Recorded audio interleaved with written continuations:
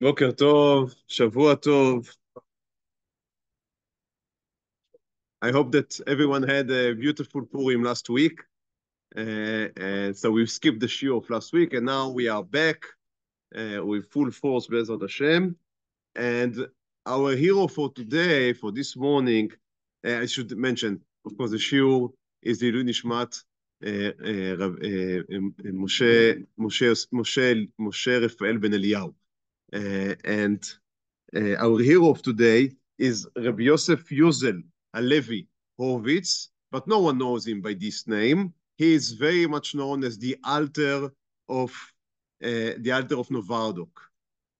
And he is one of the main figures of the Musar movement in its second, and some would say most important generation. The first generation is Rabbi Israel Salanter, Rabbi Israel Lipkin, about whom we spoke at length, and we had a shiur about him. And the next generation basically are the four altars. That is the altar of Kelm, the altar of Slobodka, and the altar of Kelm, Slobodka, Telz, right? And Novardok. I hope that I'm having the four right. And Rabbi Yosef Yozel Halevi Horwitz, the Saba of Novardok, the altar of Novardok, is maybe the most famous, the most famous of them, and surely the most extreme and the most interesting. He is also the founder of a network of yeshivot, the Novardok yeshivot, also called the Beit Yosef after himself, and which was, some argue, the largest yeshivot network in Europe between the wars and heading to the Second World War. They had somewhere between 3,000 and 4,000 students all over Europe, which is pretty large. Who was he? He was born, Yosef Yozel, at 1850 in a small city in Lithuania called Plungian.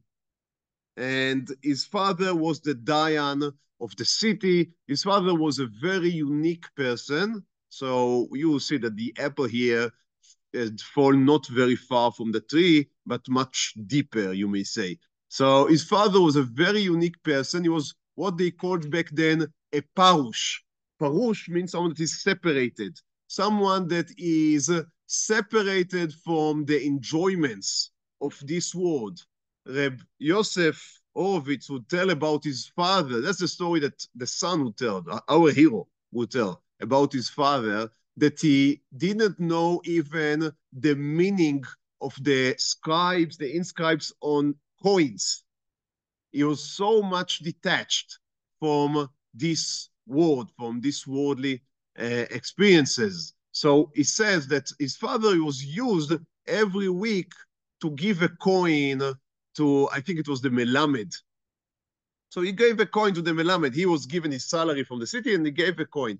One time, the city gave him like a special benefit, a gift, maybe for the holidays or for any other reason. So it was not the regular coin. It was something, so usually it is 25 ruble, I'm making it up. No, it was a 50 ruble.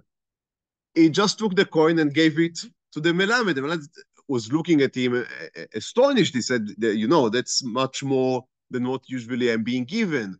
So the father said, I saw it's a different coin, but what matter does it, what change does it make? If it's silver, I mean, it's orange, it's, right? So it doesn't make any difference. And you see, so that was the story that the son was telling about his father. So we are speaking about people that are, I mean, they are holy, right? They are very different. And Rabbi Yosef Yozel, they say, was a very smart boy, but also, if I would say naughty, that would be a bad word. He was a shovav, a mischief. Yeah, so people would come to his father to ask questions, and they would come with a wagon. So the Yosef Yozel, as a child, would sleep under the wagon. So when the wagon would leave, they would live with the child, with them. And the story says, that story is from his sister. So the stories tell that there were times in which the whole family had to go look out for him for half a day. they would have to go through all of the villages in the area to find where the young boy had ran away. He also was very courageous. There was a dog. Again, all of these stories are from the sister. There was a dog that belonged to the local Paritz. But Paritz is the important guy, a minister. They're responsible for the city. It can be 1,100 type of people. It can be the local policeman. It can be the local rich goy. It can be, man, they just called every chashuv goy, they called the Paritz. So the local Paritz had a dog that was, all the Jews were very much afraid of him. Now, those of you that grew up in a more Ashkenazic traditional background knows that Jews did not like dogs. Did not like, and I am here, that's an understatement. Here in Israel, of course, it's very different. In the United States, it's already very different.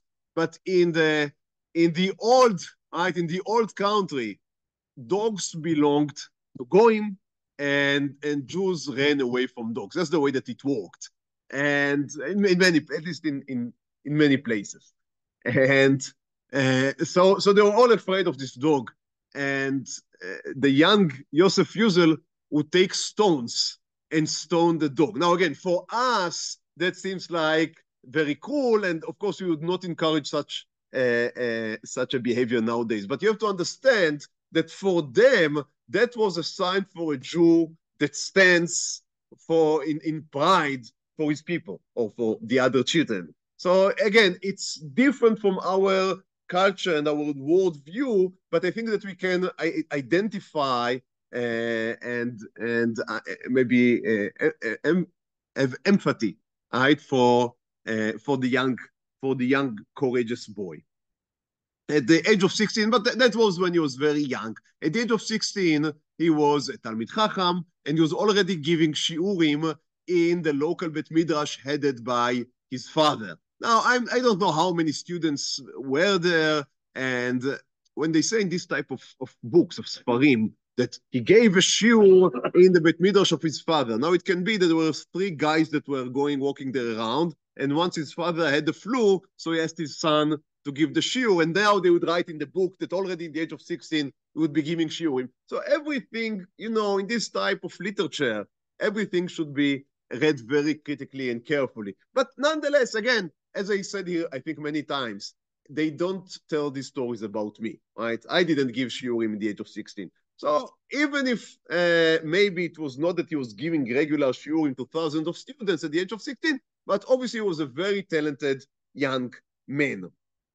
Now, at the age of 18, his father found a great shidduch for him with the daughter of a very rich businessman that lived near the border with Germany. And the rich person, this trader, the businessman, would import from Germany trades and would sell them in Lithuania. And everything was, life looked very good. And his father-in-law, his future father-in-law, promised that he would give him as a nedunya, he would give him 800 rubles, which was a great sum of money in those areas and those times. And the plan was that he would open a store and would be able to sustain himself and his wife, which seems like a very reasonable plan. However, as it happens, the father-in-law died in the mid-time between the engagement and the marriage and the planned marriage. And as it revealed to be, he didn't have so much money that really you could give 800 rubles after. It's hard to know what would have happened if the father would stay alive. But there was not enough money to give because now you have a widow. The girl that our hero was supposed to marry was the oldest. Now, oldest is not 25 in these times. If you are getting married, then you are about 14 or 16 top. So there were 7 other orphans from the age of 16 to basically 0, and there was the widow.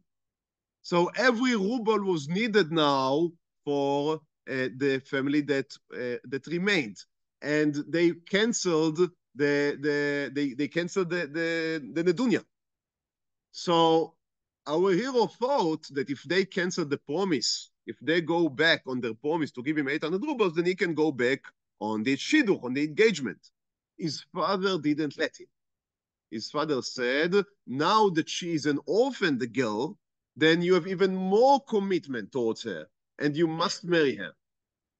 And he listened to his father, and got married at the age of 18, 19 with this woman. And instead of becoming rich and being able to support himself and to learn Torah, he found himself in the position that he now needs to support not only his own wife and daughter that was quickly born, but also his mother-in-law and his brothers and sisters-in-law.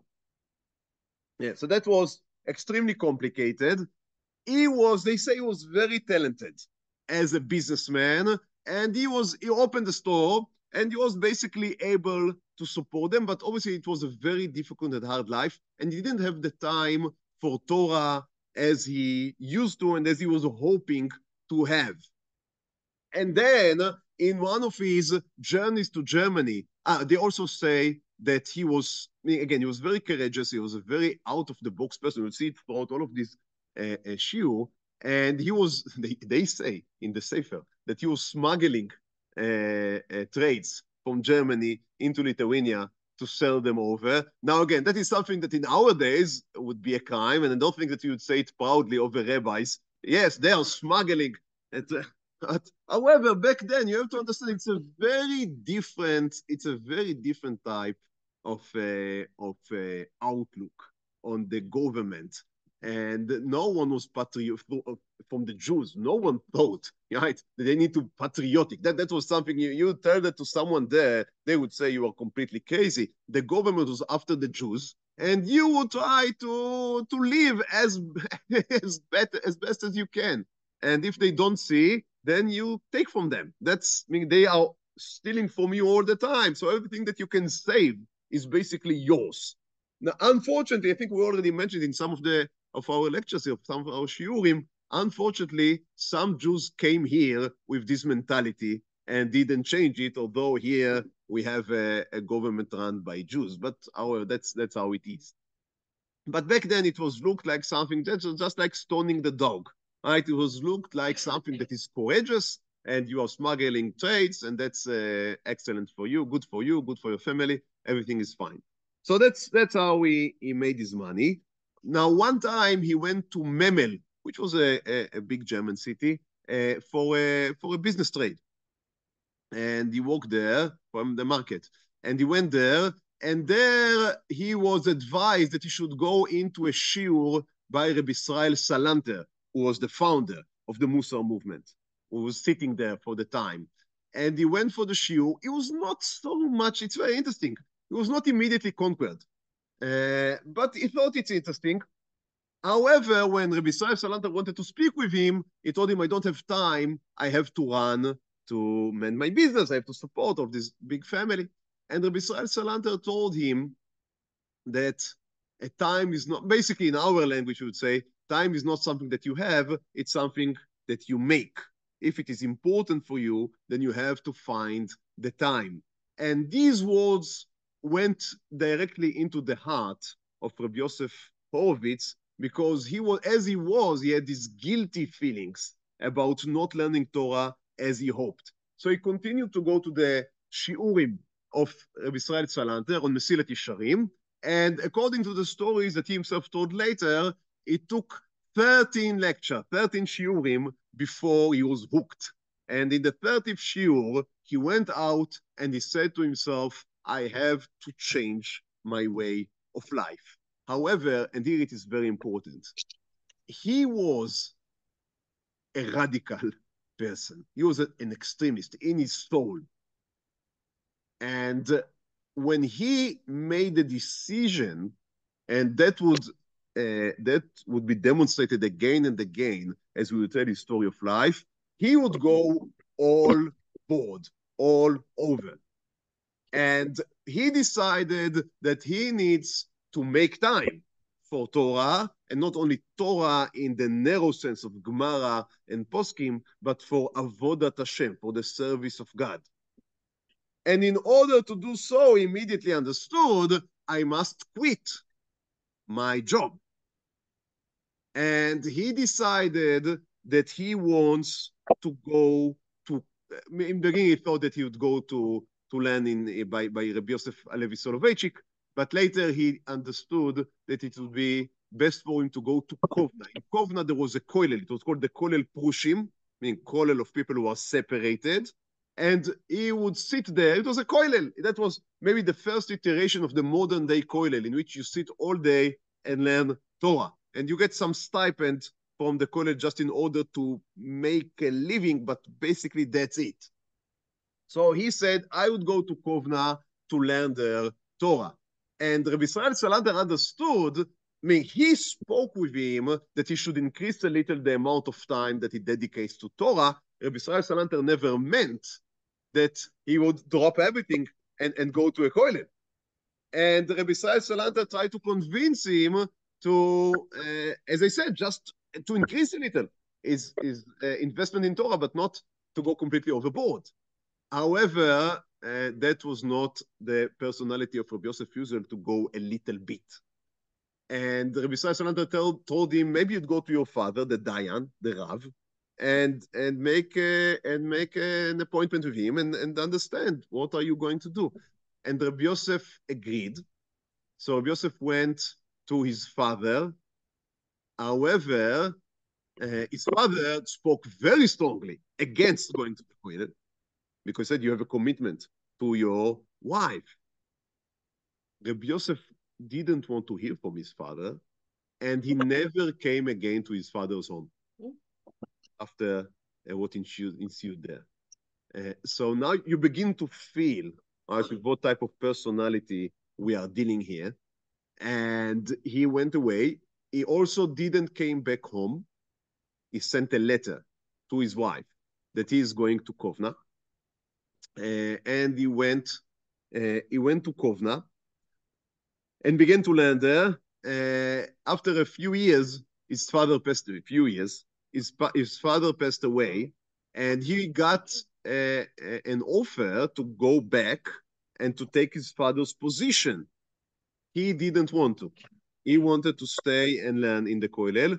Also, he had a sister that was still unmarried. So that was, and they didn't have any money, as you understand from the last stories about his father, they didn't have any money at home, so there was no nedunya to give.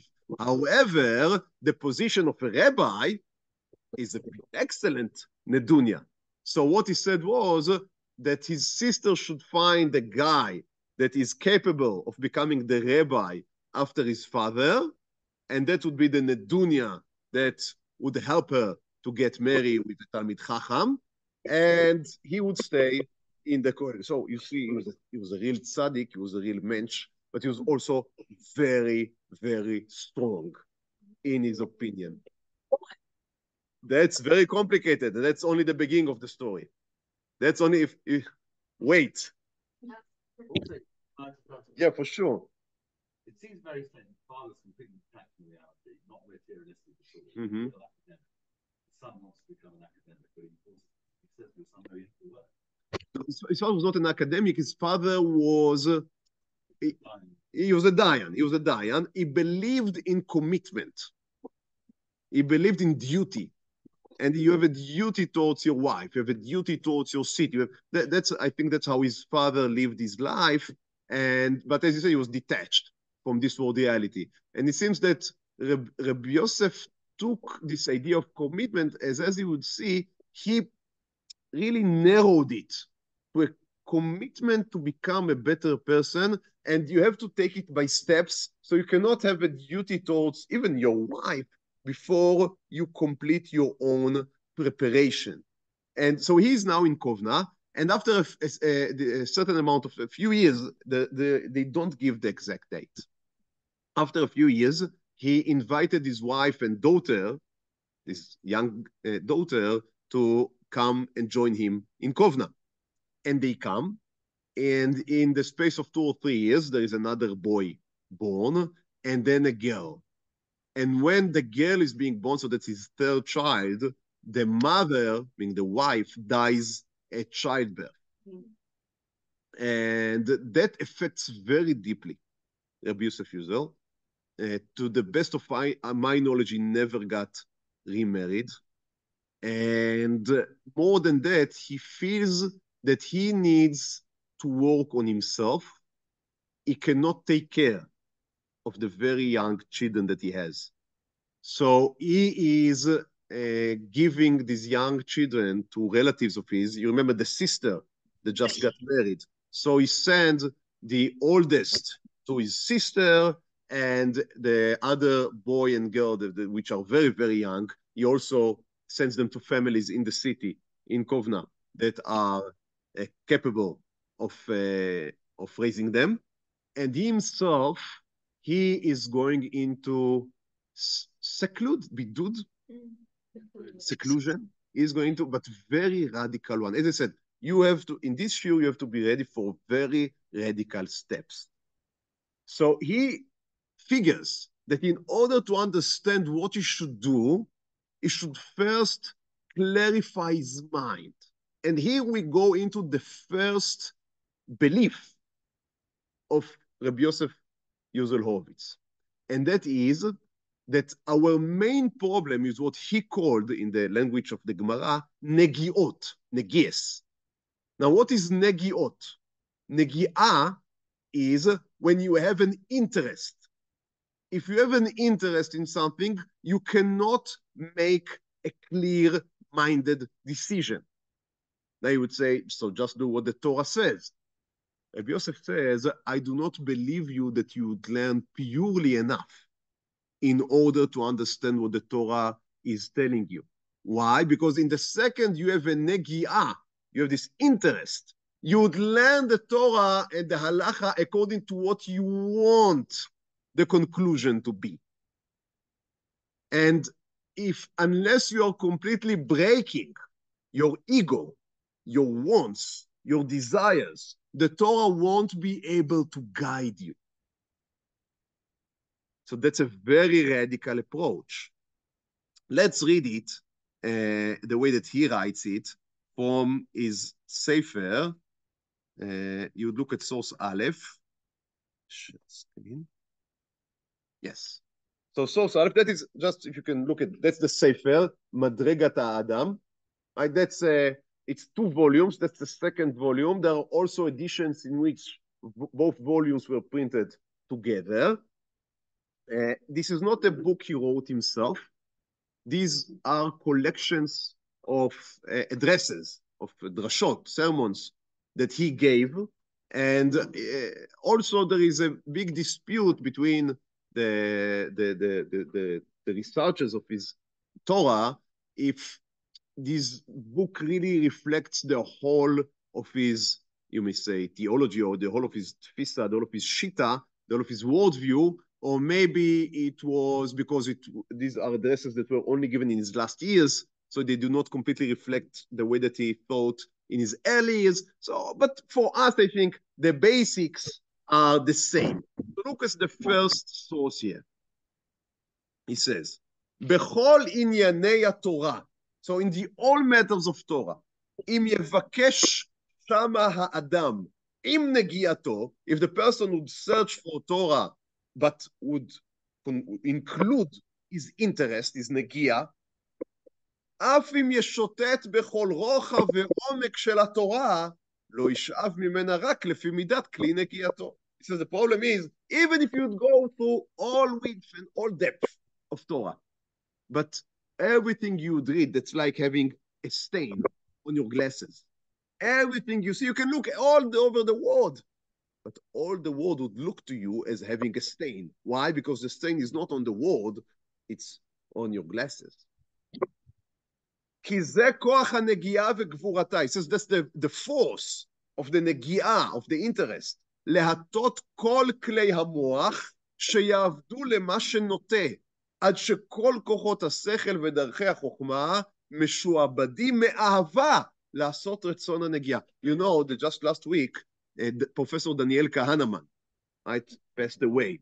Now, himself, a very interesting person. I guess that we will not speak about him in this shiurim, but he was a relative of Rav Kahanaman from Ponovich. Yeah, so he had a very interesting connection to the Torah world. However, for our purposes, he, of course, as some of you may know, his theory that he got the Nobel Prize for was about our heuristics. This is the mistakes that we make in our judgment because we have this basic negiot, right? Netiyot. So our mind many times would play tricks on us. We would be sure that we made a rational decision, but in truth, it is not a rational decision. It is affected by different the heuristics. I think that's right, and different biases that we may have for different reasons. Sometimes for our benefit, sometimes not for our benefits. But that was the whole basic shita. So we see here that Rabbi Yosef says that also. He says, מה שלא יפה לנגיעה שלו, עד שלפעמים נפגוש הפכיות באדם בשעה אחת, ושניהם נוגעו בנגיעה. Sometimes you'd find someone contradicting himself.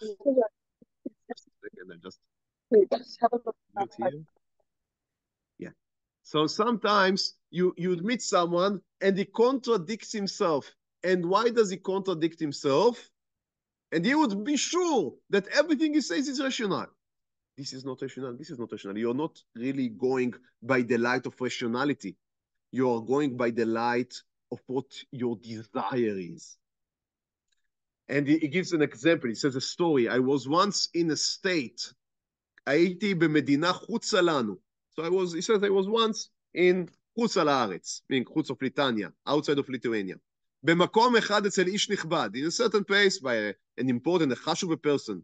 ואמר לי שאסור לאכול משחיטת פלויני השוחט, יען כי לפי דעתו הוא נוטה לאפיקורס. So the person says that you are not allowed to eat from a certain shochet because the shochet is close to be a heretic.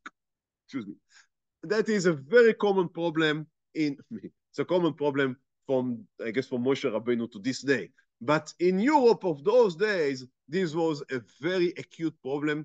Now we have a much better supervision. We have still problems, but we have a much better supervision. Back then, everyone would open shop in any city, and it was very difficult and complicated to control the shochatim.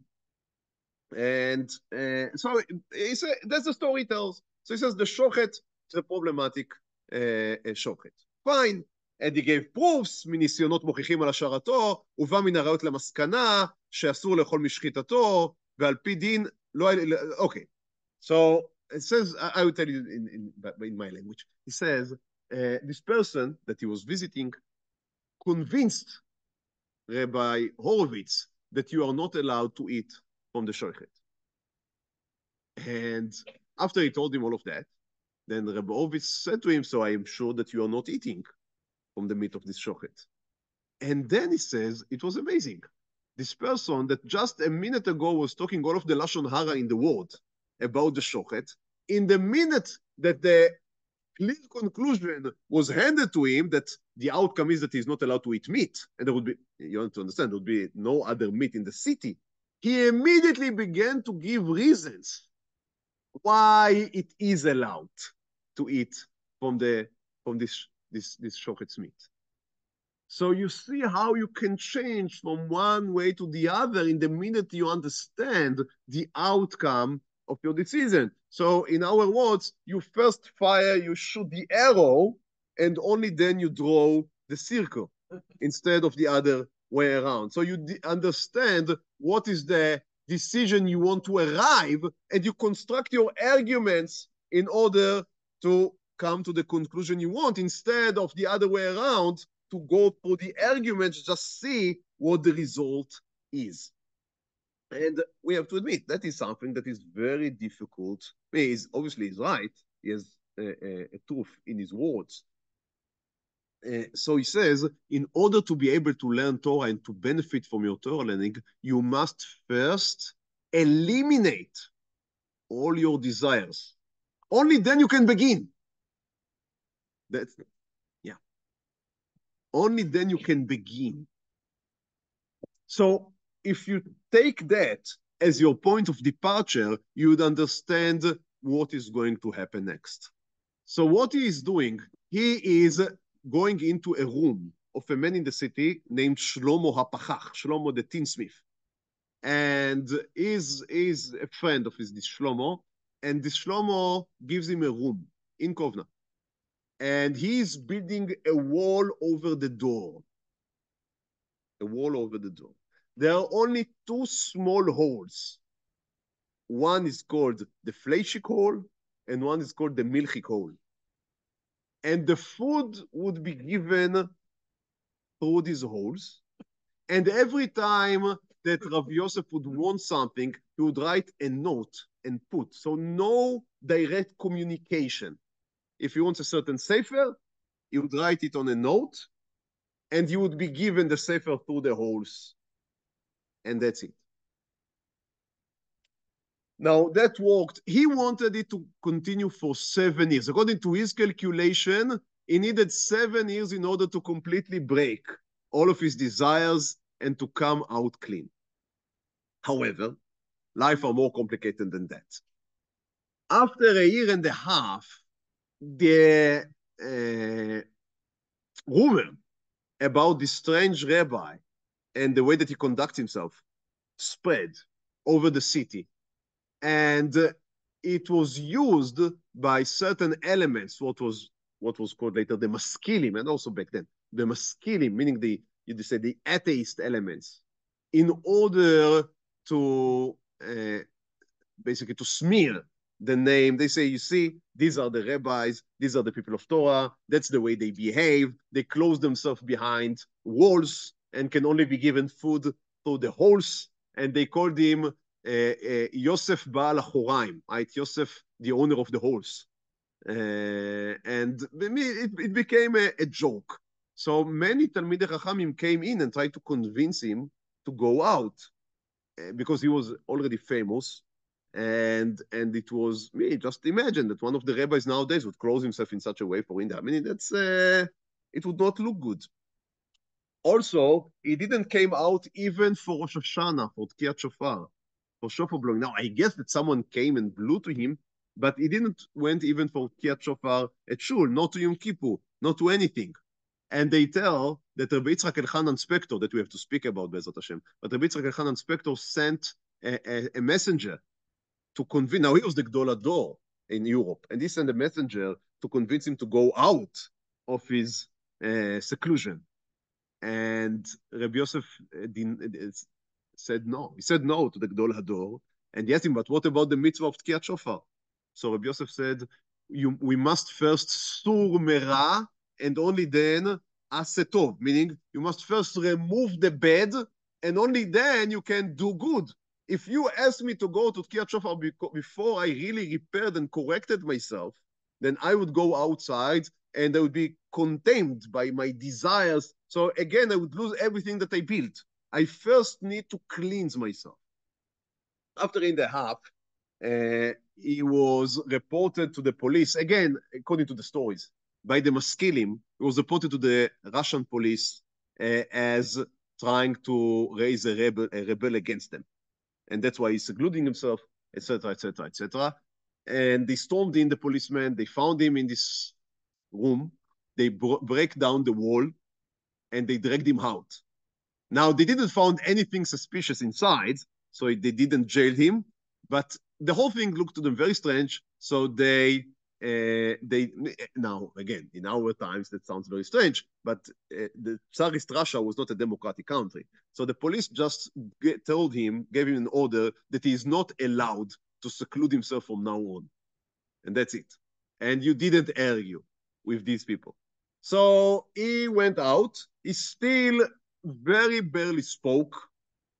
And he would go to Hitbodedut, right? So he'd go alone to forest.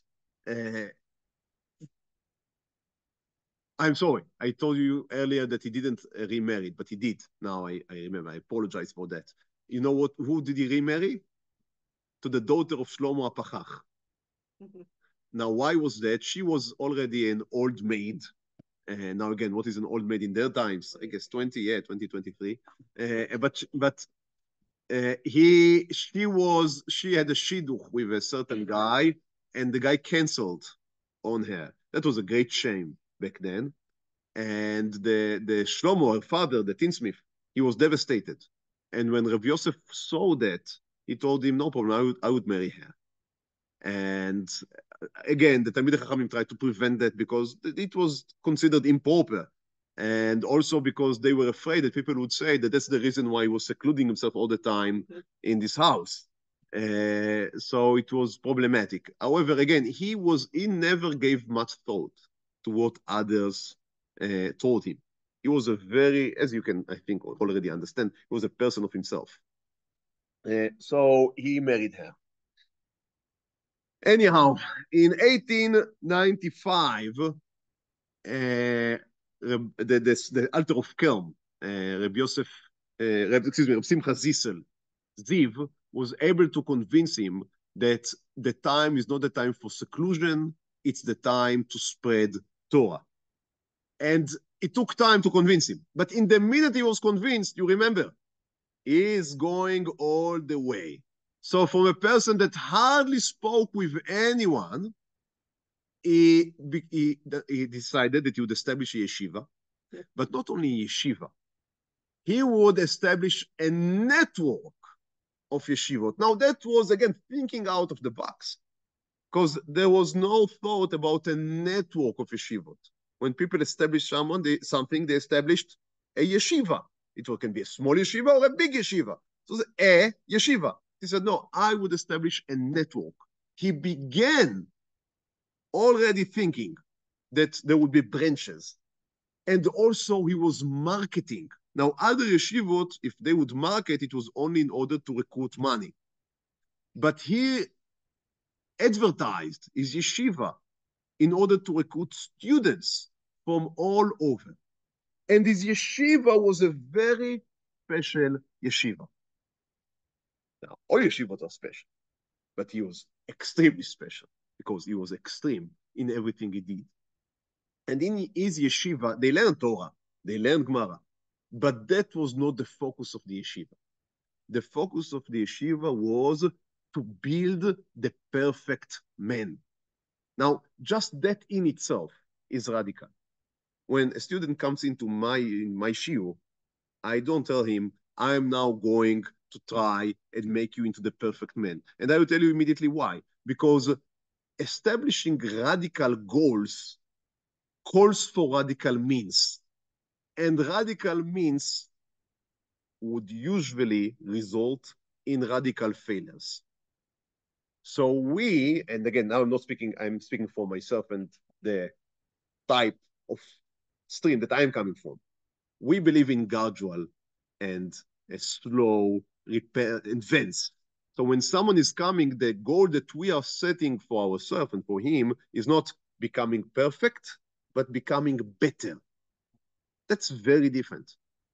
Now, you have to understand, however, that Rav Yosef Yozel Horwitz is also working in the background, again, of Tsarist Russia. It's Lithuania, but the whole thing is Russia.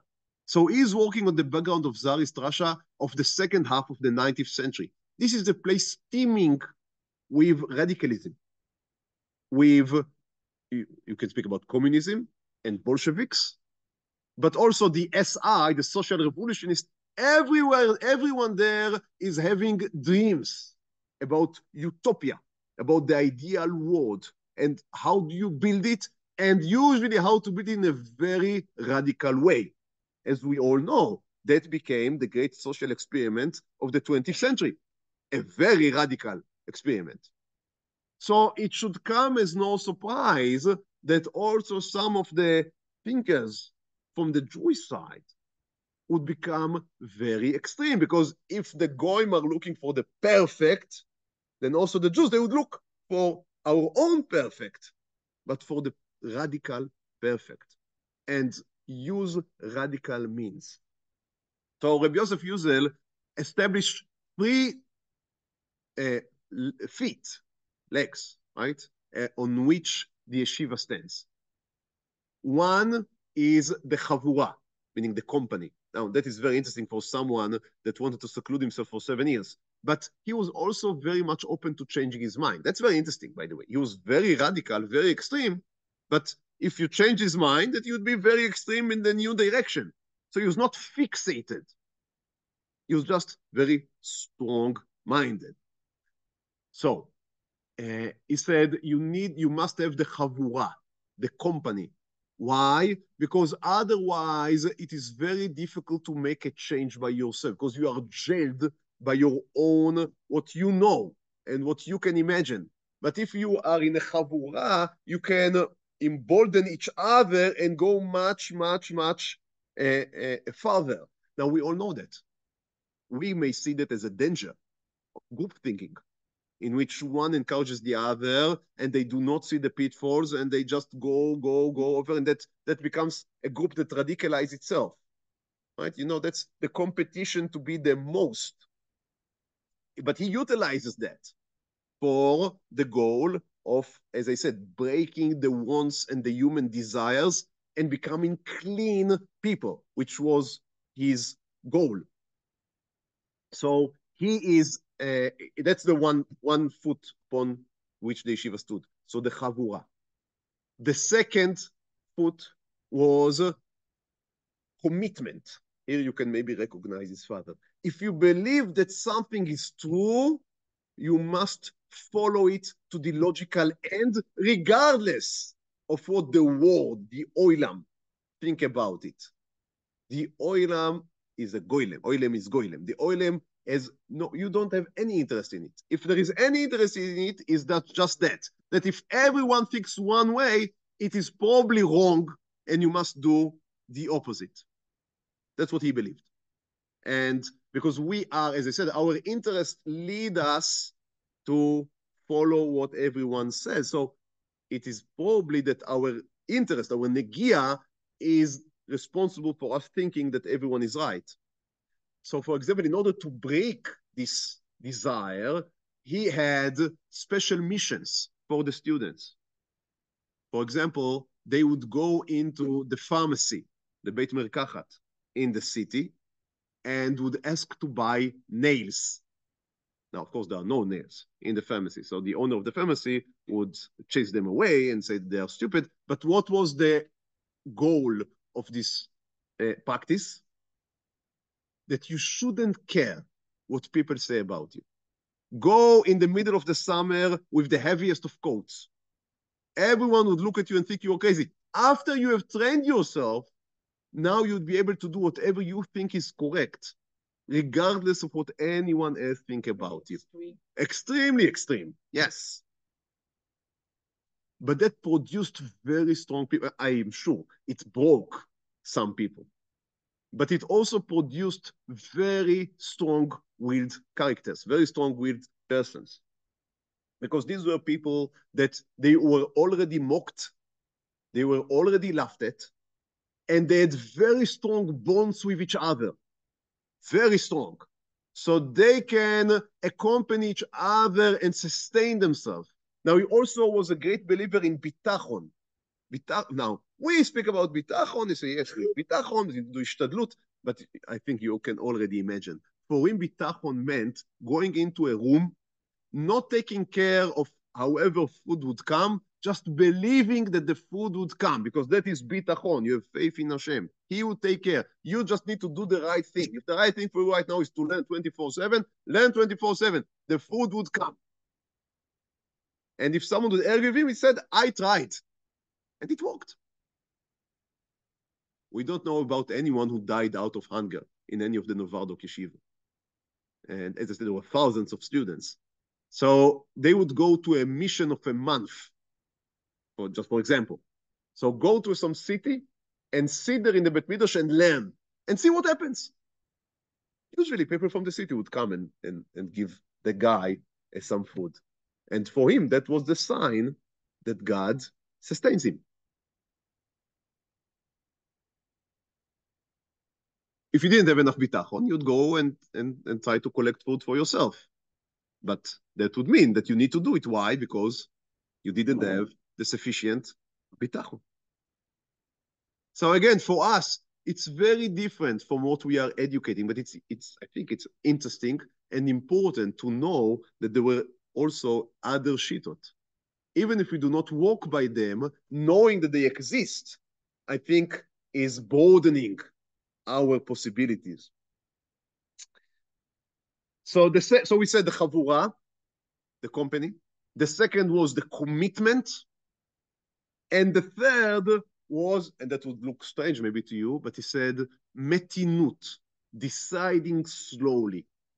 Because you are going to follow what you decide, it's very important that you would go to the true thing. Don't act hastily. Why? Because he believed that one of the most difficult negiot to remove is our will to justify ourselves. After we made one step in a certain direction, we would convince ourselves that that is the right direction. So the first step is very important. It would be very difficult to come back from it. So that is the third leg that he positioned. They say that there are many stories about Novardok. One of the great storytellers of Novardok was Shmuel Arzi. Now, he is not so famous maybe, but you are all famous with his son-in-law. His son-in-law is the prime minister for almost the last 20 years of Israel. He is the father of Sarah Netanyahu. Sarah Netanyahu was called Sarah ben Arzi. That was the... no, I don't... no, but... So Shmuel ben Arzi was her father, and he learned in one of the Novardok yeshivot, and he wrote sfarim, he wrote books about his experiences there. Amazing stories. So one story is that one of the things that they would do in order to break, also there was another midah you had to break, and that is the desire for safety. You had to be completely, again, that's part of bitachon. You're not afraid of anything. Not the dog of the parrot, not anything. So one of the ways to practice bitachon was to go to the local cemetery at night, and you should hear that, and take a bath in the tahara, in the place in which they wash the bodies. Lovely, all right? So after that, you're not supposed to be afraid of anything in the world.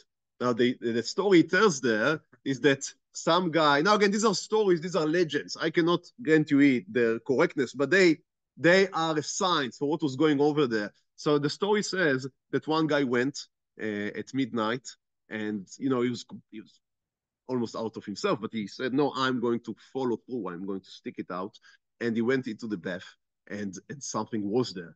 And he was horrified. And then the something began to move, and he put a scream.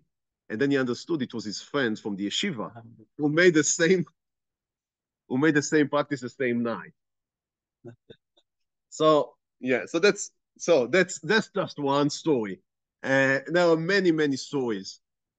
Many stories. They would have va'adei musar. That's, by the way, a practice that was taken and is used by many yeshivot to this day. So the va'ad would be, as we spoke about, the importance of the chavura. So the chavura would sit, not the whole yeshiva, 10 or 15 guys, they would sit down and talk between themselves, how can they help each other to improve, to better themselves. And every person would give in what areas he needs to be improved. And the others would give him tips. And that was like a psychological a group, right? Therapy. Very important and very helpful. Many years later, it created very strong bonds between the guys and very much helped them. There were no rabbis in his yeshiva apart of himself, even when it was a very big yeshiva. He believed in the independence of the guys. So no rabbis, just himself. He was giving the shiurim. And sometimes there was another rabbi coming to give shiurim from the outside. But basically, the guys were running the show. And that gave them very much of independency, which was part of his chinuch, right? Because you had to stand by yourself. You had to stand by yourself. You had to create a very strong personality. At the age of 20 or 19, and if the guy was already how knowledgeable you can be at the age of 19, but if someone was capable, he would send 2 guys to a new place, establish a yeshiva. That's like Chabad nowadays, right? And he would tell, so 2 young men, not married yet, go to the city Yaberboing and establish a yeshiva there. And they would go to the local shul and take control of it and make a stender, right, on the boom on the stender, and say, we are opening a yeshiva. Everyone in Novardok yeshiva, everyone are invited. And some guys would come, and in many, many places, that grew up to be a yeshiva. In this place and the other place. Now, that requires bitachon. To go as a 19-year-old guy to just a place, and without any food, it would not send any support. You must be self-reliant. But it succeeded. In one place and another place, there were almost 40 Novardok yeshiva in all over Europe, in between the wars.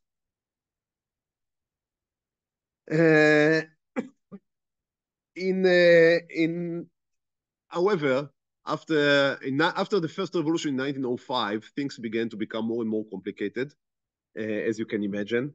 And in the First World War, which was very difficult to the Jews as it were. Now, we almost know nothing about it because the Second World War was so much worse that, you know how they say, the new tzarot are making you forget the old tzarot. But many, tens of thousands of Jews were murdered and slaughtered during the First World War. Many died out of hunger. It was extremely difficult times. And in Russia, the communists took control, which meant that no more yeshivot, right? It took some time, but the direction was clear that the yeshivot would be closed. And he decided that he would go over the border into Poland with all of the students. And because that was his personality, right? So they smuggled themselves outside of Russia. They were able to do so, and they came to Poland. They reestablished the yeshiva. However, the war was still waging, and he was going from one place to the other in order to find a safe place for the students to learn.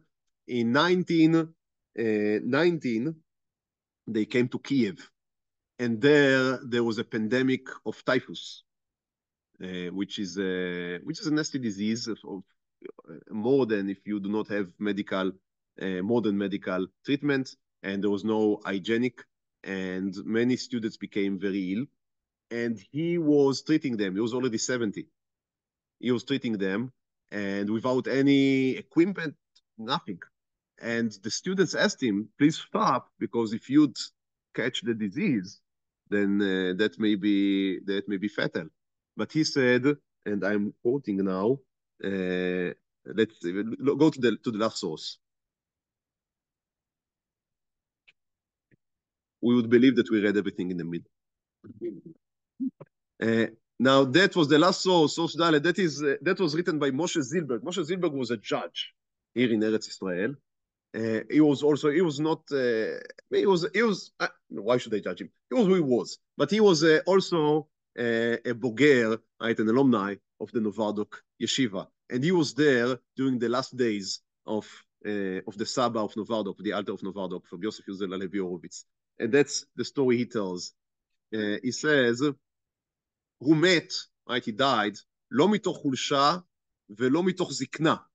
He didn't die out of a weakness or out of old age. מיתה טבעית כזאת הייתה יותר מדי בלתי טבעית בשביל בן אדם כזה. He said such a natural death just out of old age it's a natural death, it's unnatural for such a person.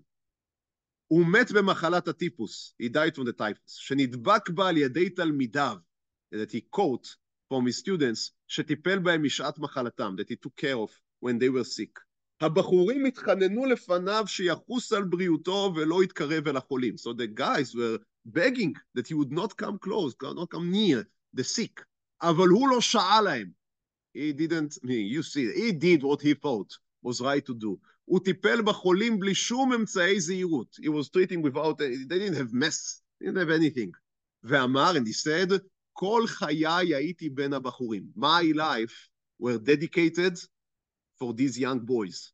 ואני רוצה גם למות אם נגזר עליי בין הבחורים האלה. If I was decreed to die, it would be among these young guys. ורצונו נתקיים, and his will came true. According to other testimonies, he said, I am the father of these boys. Did you ever hear about a father that if his son is sick, in something that is pandemic, then he would get away from his son? There is no such a thing. So he was treating... He left all his children. How would he say that? You are right. Oh, you are right. You are right. It's very complicated, as you can understand. It's very complicated. He reunited with his children. Maybe it should have been said. He reunited with his children later in his life. And as a matter of fact, the husband, his son-in-law, is Rav Avram Yafen. Rav Avram Yafen was the head of the yeshiva in Bialystok, continuing the legacy of his father-in-law. And after the Second World War, he came to New York, where he established the Novardok Yeshiva of New York. However, in the Holocaust, if I would steal 5 more minutes of your time just to give you the aftermath. So most of the students were murdered during the Holocaust, the 4,000 students, and the network was really never really recovered. Other Novardok yeshivot were established, but they didn't carry the same flavor of the original network yeshivot. They were just another yeshivot and all the other yeshivot. So you have now Novardok in Yerushalayim and in Nebrak, you have Novardok in New York, but these are just yeshivot as any other. There is nothing that, I mean, not nothing, but they are nothing near the radicalism that was in this original network of Novardok. They say that the students of Novardok were the starkest, the most strong in the concentration camps, because they were trained to don't care about anything in the world. That's the stories they tell, and there are quite a few stories about the Novardok guys in the concentration camps and in the horrors of the Shoah, of the Holocaust. However, it seems that the whole educational way is unfit to our generation. I saw your faces as they were speaking, and it seems that it was fit to their time, which was a time of radical radicalism and extreme. It doesn't fit so much today. And he was completely against Haskalah. He was against any secular knowledge. He was in everything he did. He was very, very, very radical. And that doesn't seem as the right way to educate our children right now.